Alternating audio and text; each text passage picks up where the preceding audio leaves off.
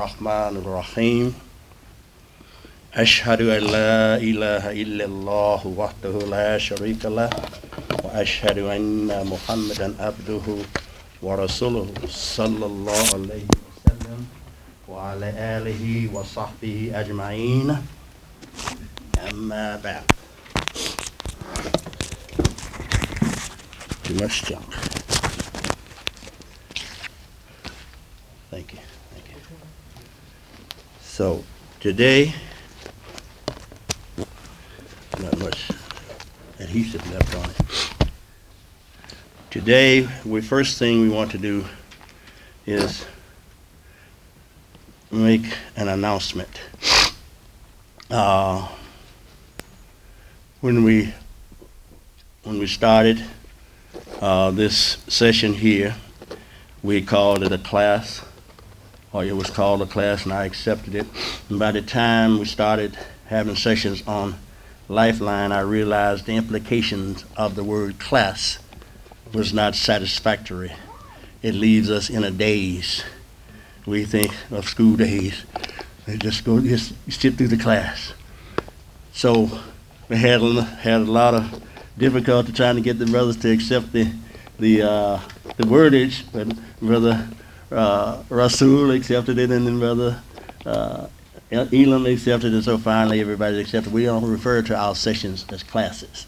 They're called Quranic Arabic discussion.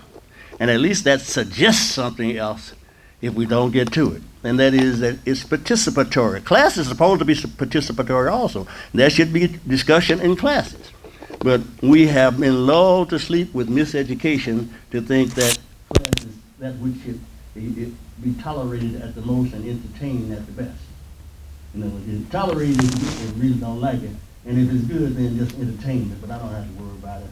There's no accountability there.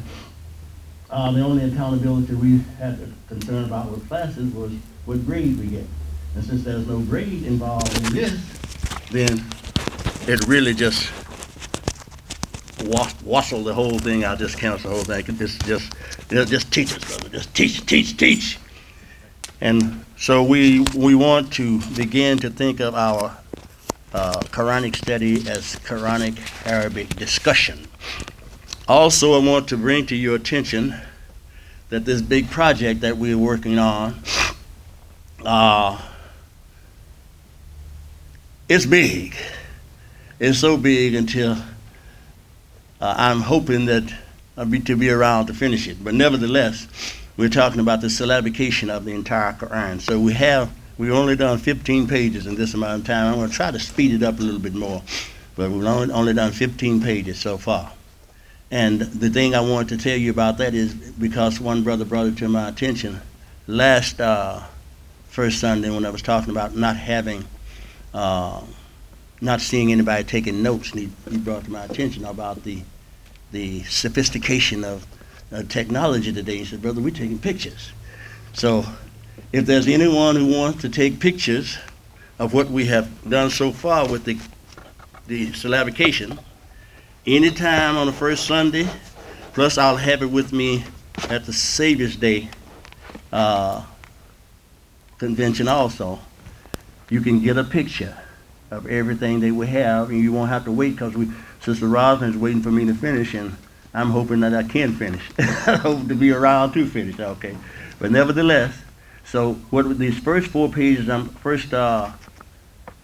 going to show you here with the large print, these are the keys to pronunciation. This is the 4 sheets, syllable type 1. That's what you're looking at right now, syllable type 1. Then the one that's in my hand at the top here, this is another one up here, Brother Wallace, just make sure you get both of them, one at the bottom and one at the top. And one at the bottom, one at the top, this one in my hand up here, this syllable type 2. That's showing you what syllable type 2 looks like. And then of course, the one out here is syllable type 3. And then the one here at the top is syllable type 4. Those are all of the syllable types, meaning that everything in the language is structured in those 4 manners. Now, here, these, I guess I need to turn them like this because, yeah, These are the pages that I'm telling you. You can, we can pull to the side anytime. So far, like I say, I only have 15 pages, and we can have sidebar anywhere.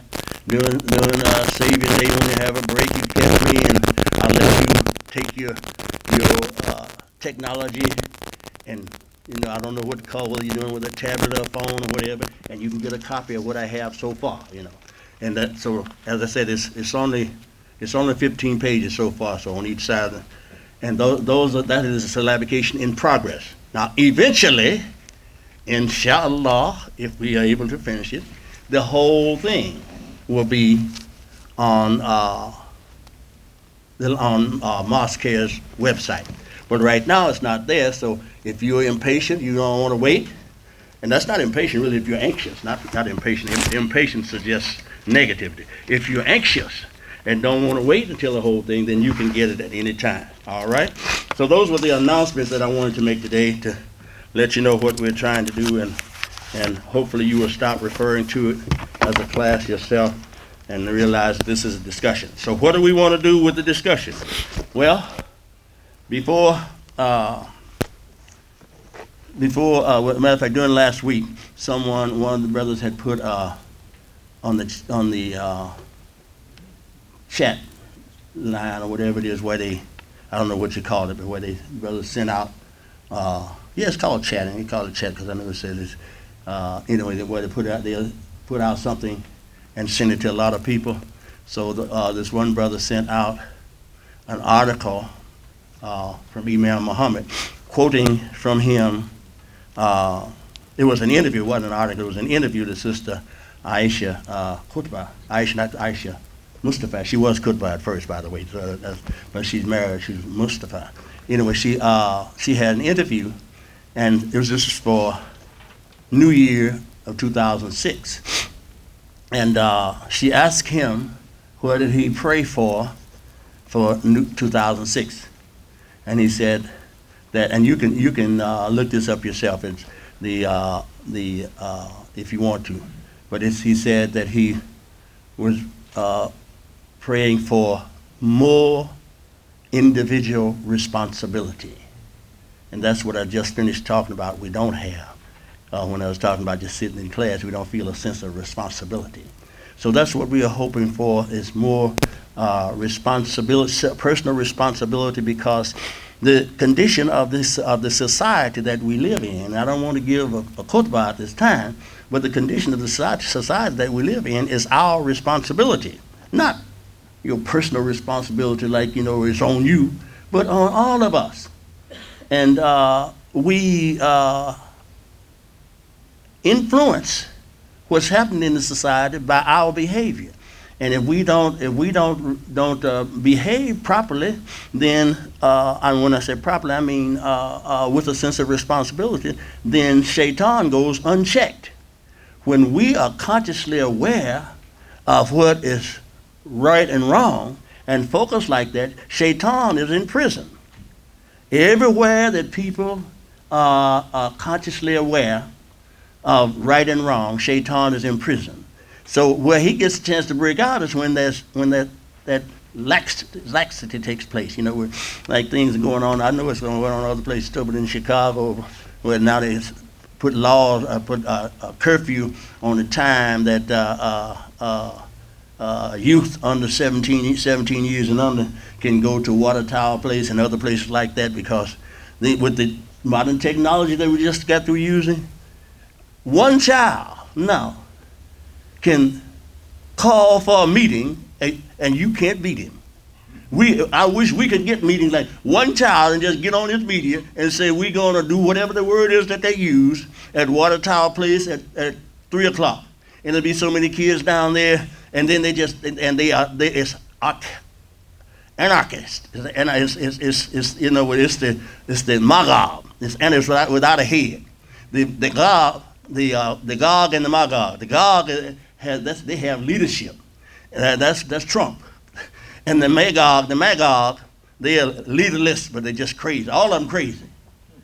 And so they can and hurt people, even beat people up, kill people, and nobody. Who's responsible?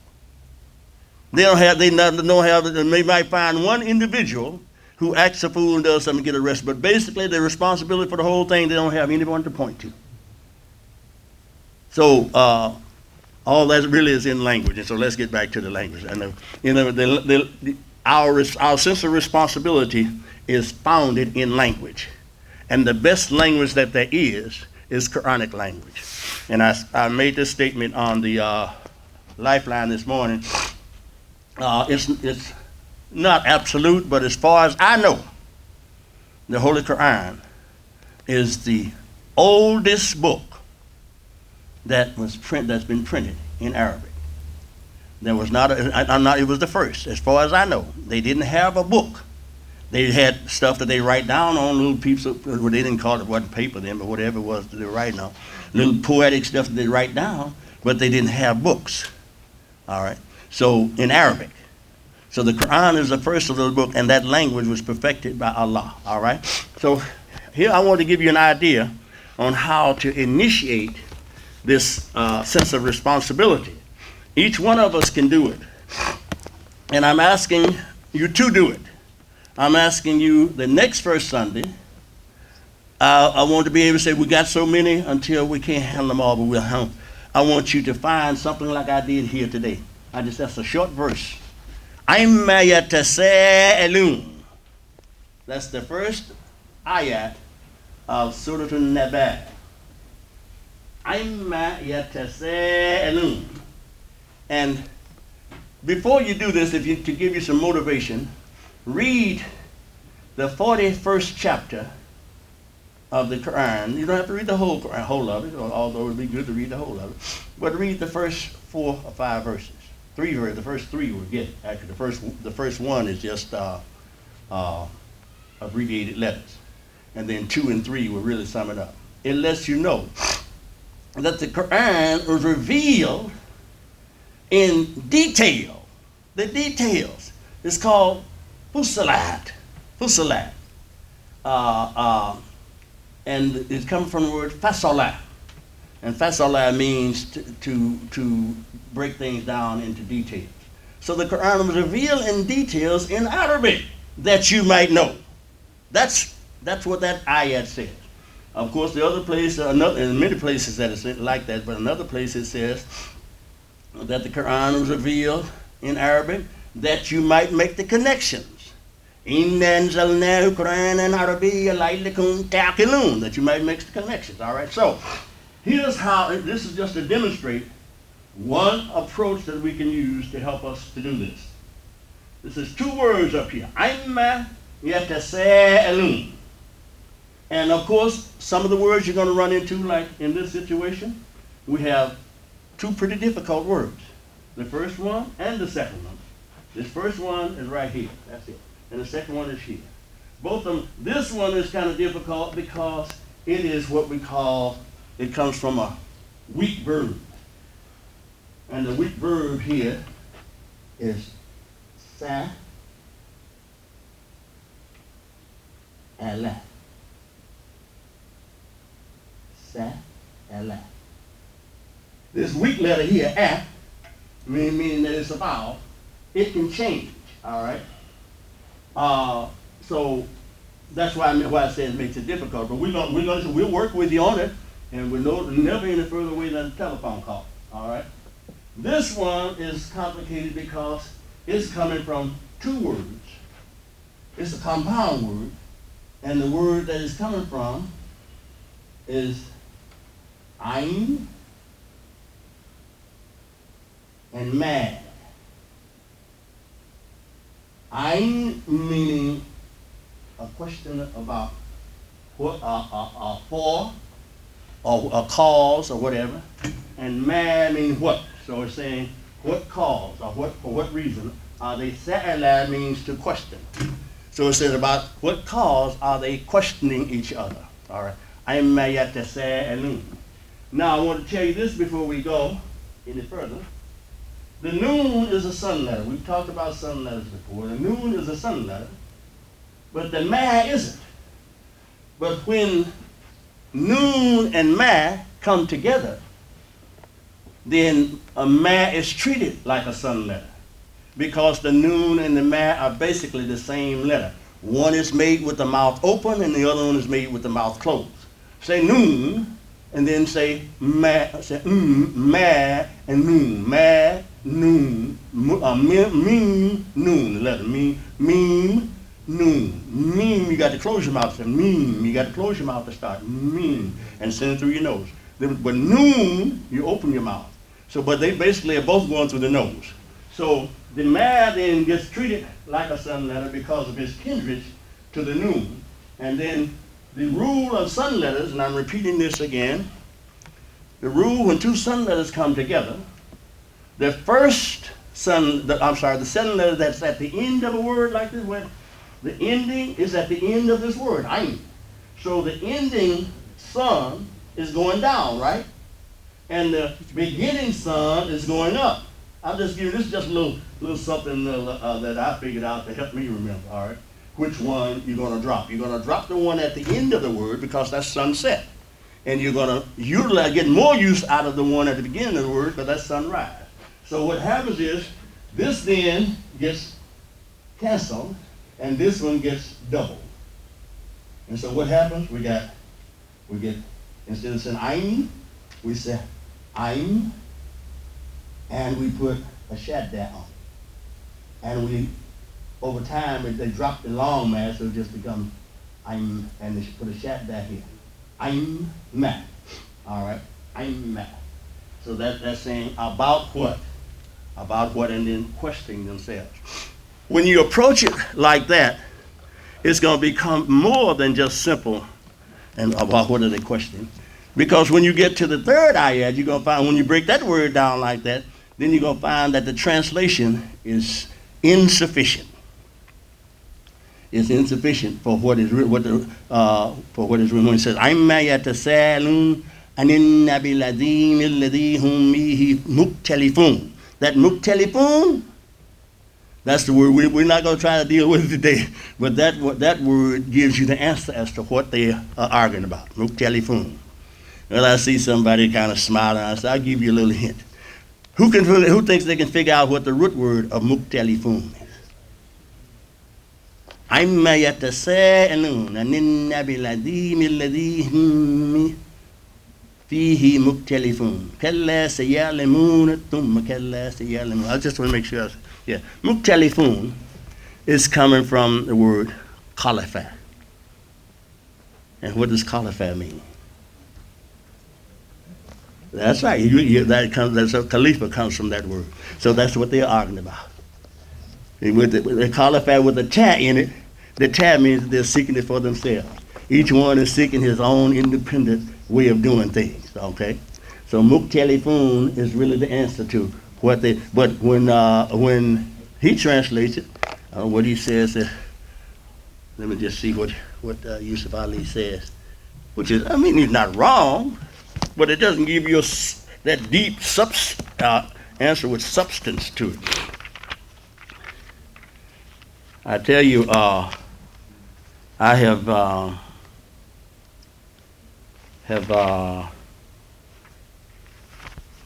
learned I have come, not only learned, but I have come not to even rely upon what the translation says, because it leaves you so shallow. It's good, but if when you realize how much more is there, then you're just not satisfied with leaving it at what the translation is. It's in between pages here right now. Okay, here we go.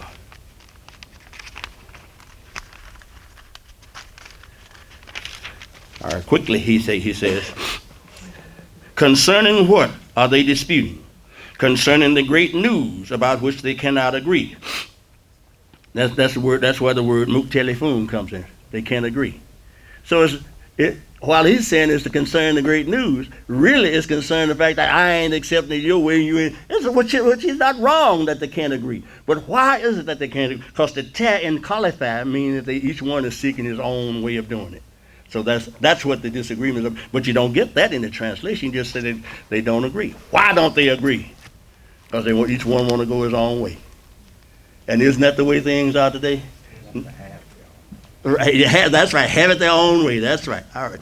So I just want us to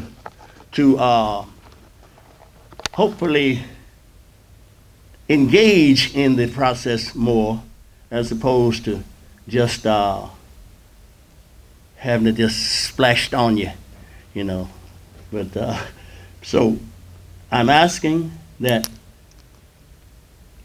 between now and the next first Sunday, which is first Sunday in February, I know we have a lot of activity going on for preparing for Savior's Day and so forth. But just as you're reading the Quran, I know you read the Quran, just look over and wonder what word means this. And when you have the Arabic and the English side by side, if you try, you're gonna figure out which one of those Arabic words. Sometimes you may not get it all the time, but most of the time you'll be able to figure out which one of those words over there on the right is saying this in the English. Okay, and when you get the habit of doing that, you're gonna get so much more out of it, and the whole process will become so much more meaningful. And whether you know it or not, but your language appetite will increase and become deeper as to details. So let me just read this particular ayat that I was talking about earlier to show you what I'm saying, showing you what the Quran says. Because I know, because you might be saying, "Oh, Agin said this." This is what the Quran is saying. The same. In 41, I happen to turn to. No, that's 35. This surah that I'm talking about, 41, it has three different names. It's called Sajda, Hamim Sajda, and it's called Hamim, and it's also called Fusilat. So this just even the translation is going to tell you more about what the Quran is all about on the Arabic side, even though in English it's going to tell you. Okay, I'm almost there.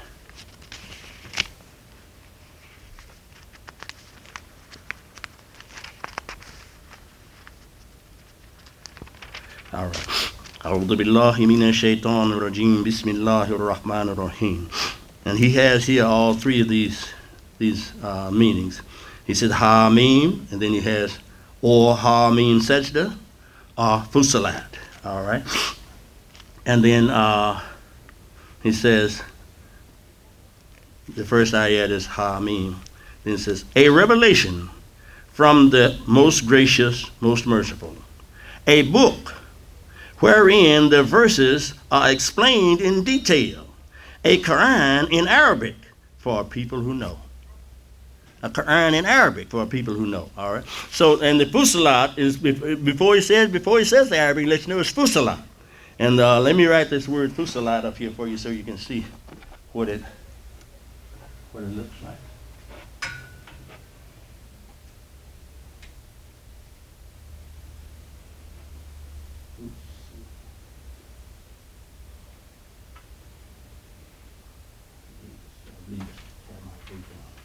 I'm not sure what it's Tamar Root on it. Now let's see.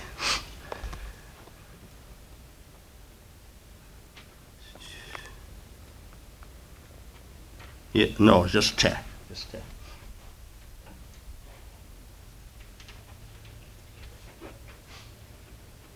The Tamar Root is the same. Has the same sound as the ta, but it connotes some more meaning that it's feminine.